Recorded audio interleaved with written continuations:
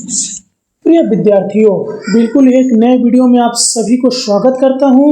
यह जो वीडियो है कक्षा 12वीं के विद्यार्थियों के लिए है।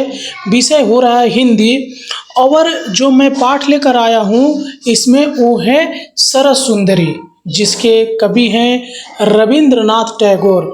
और इस वीडियो में मैं सरस सुंदरी पर आधारित बहुत सारे प्रश्न और उसके उत्तर को लेकर आया हूँ, जो आपके सेमेस्टर 3 में बहुत ही इम्पोर्टेंट होने वाले हैं। ठीक है, तो वीडियो को लाइक करिएगा, कमेंट करके बताइएगा कि आप वेस्ट बंगाल के किस डिस्ट्रिक्ट से मेरे इस वीडियो को देख रहे हैं। साथ ही साथ यदि आपको पीडीएफ चाहिए Hindi, English, history, geography, political, economics, education, EVS, ठीक है, तो इस वीडियो के डिस्क्रिप्शन में मेरा व्हाट्सअप नंबर दिया गया है, वहां से जुड़कर कुछ टर्म्स एंड कंडीशन पर आपको पीडीएफ जरूर प्रोवाइड किया जाएगा। तो चलिए बिना वक्त गवाए हुए हम लोग आज का वीडियो शुरू करते हैं। तो हमारा पहला क्वेश्चन क्या है, देख लीजिए। हमारा पहला क्वेश्चन है कि सरस सुंदरी कविता के रचयिता कौन है, तो रविंद्रनाथ टैगोर। 2 नंबर, सरस सुंदरी कविता में किस ऋतु का मानवीकरण किया गया है, तो शरद ऋतु का। ठीक है। कांस शब्द का अर्थ क्या है, तो एक प्रकार का सफेद फूल है। मैं इसके जो वीडियो बनाया था इसके संदर्भ और भावार्थ को समझाया था। अगर वो वीडियो नहीं देखे तो हमारे चैनल के प्लेलिस्ट में जाकर देख सकते हैं। सरस सुंदरी का बड़ा अच्छा उस पर व्यू जा रहा है, बहुत सारे स्टूडेंट देख रहे हैं उसको, काफ़ी अच्छा कमेंट भी किए हैं। चैनल के प्लेलिस्ट का नाम है WB क्लास 12 हिंदी सेमेस्टर 3। और भी बहुत सारे चैप्टर्स वहाँ पे मैंने करा दिया है, आप वो हमारे चैनल के प्लेलिस्ट में जरूर विजिट करिए। ठीक है। शेफाली का अन्य नाम क्या है, तो हर श्रृंगार। ठीक है। मंजरी शब्द का अर्थ क्या है, तो फूलों की बालियाँ। कवि ने शरद ऋतु को किस रूप में देखा है, तो एक सुंदर स्त्री के रूप में। रथ पर बैठ शुभ्र मेघों के, में शुभ्र का अर्थ क्या है, तो सफेद। ठीक है। बलिहारी शब्द का अर्थ क्या है, तो अत्यधिक प्रेम प्रकट करना। उसके बाद शिशिर ओस का क्या तात्पर्य है, तो ठंडी ओस की बूंदे। नील पंथ किसे कहा गया है, तो नीला आकाश को कहा गया है। प्रांतर का शाब्दिक अर्थ है, तो विस्तृत वन क्षेत्र। ठीक है। कविता में कमल का प्रयोग किस लिए किया गया है, तो सौंदर्य और पवित्रता के प्रतीक के रूप में। ठीक है। मालती क्या है, तो एक सुगंधित पुष्प है। कुंज का अर्थ क्या है, तो वृक्षों की छाया वाला स्थान है। ओके। उफनाती गंगा किसका संकेत है, तो गंगा का वेग और जीवंतता का। ठीक है। राजहंस किसका प्रतीक है, तो पवित्रता और सुंदरता का। कविता में वीणा किसका प्रतीक है, तो संगीत और मधुरता का। मादक मधुर का अर्थ क्या है, तो अत्यधिक मधुर और मनमोहक। कृपा कोर से क्या तात्पर्य है, तो कृपा की छाया। पारस शब्द का प्रतीकात्मक अर्थ क्या है, तो परिवर्तन और शुद्धिकरण की शक्ति। तिमिरक्षण का अर्थ क्या है, तो अंधकार से ढका हुआ।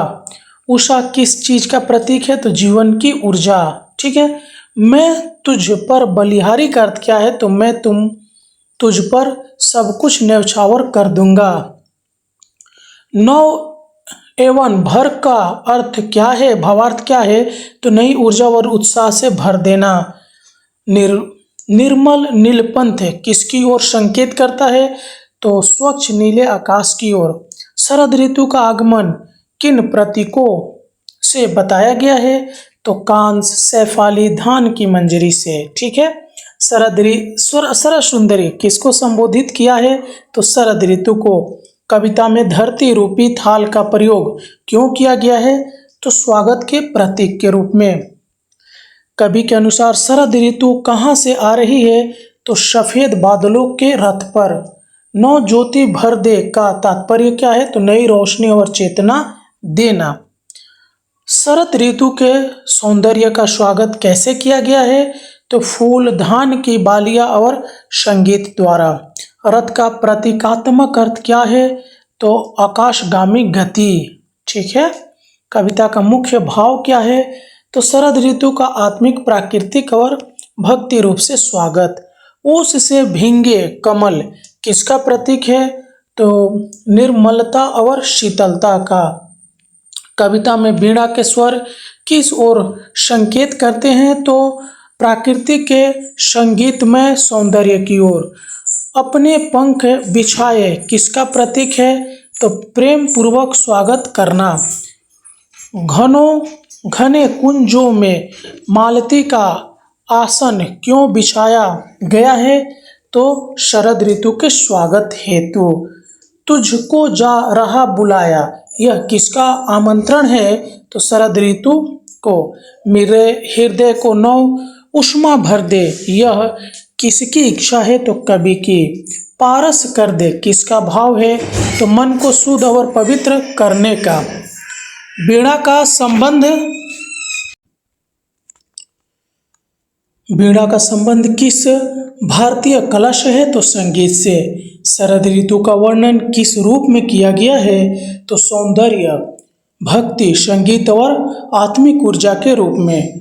कमल के मुकुट पहनकर का भाव क्या है? तो शोभा युक्त रूप में आना। कविता की शैली कौन सी है? तो गीतात्मक। कविता ने शरद ऋतु से क्या प्रार्थना किया है? कवि ने तो जीवन में नवीनता भरने की। शरद ऋतु किस प्रकार का प्रतीक है? तो आत्मिक जागरण और शांति का। सरस सुंदरी कविता किस भाषा में है? तो हिंदी, जो बांग्ला अनुवादित है, माने बांग्ला से इसको हिंदी में अनुवाद किया गया है। सरस सुंदरी कविता में कुल कितनी मुख्य भाग छवियां उभरती है? तो 6। ठीक है। कविता में प्रकृति का कैसा चित्रण है? तो सौंदर्य और श्रद्धा से युक्त। किस ऋतु के बाद शरद ऋतु आती है? तो वर्षा ऋतु के बाद। सरस सुंदरी कविता किस काव्य प्रवृत्ति से संबंधित है? तो प्राकृतिक काव्य से। कविता का अंत किस प्रकार होता है? तो आत्मिक प्रार्थना और नव जागरण की आकांक्षा से। नव ज्योति का क्या संकेत है? तो अज्ञानता से प्रकाश की ओर बढ़ना। कवि का हृदय किससे ढका हुआ है? तो अंधकार से। मेघों के रथ पर यह किसका प्रतीक है? तो शरद ऋतु का दिव्य आगमन। उफनाती गंगा किस भावना को दर्शाती है? तो गति, शक्ति और नयापन को। स्वागत के लिए तैयारी में कौन कौन से तत्व है? तो फूल है, धान है, संगीत है, नदी तट है। कविता में कितनी बार शरद सुंदरी शब्द आया है? तो 2 बार। शरद सुंदरी कविता में कौन सा साहित्यिक अलंकार प्रमुखता से है? तो मानवीकरण। यह कविता मुख्यतः किस उद्देश्य से लिखी गई है? तो शरद ऋतु के माध्यम से आत्मिक शुद्धिकरण और सौंदर्य की अनुभूति करना।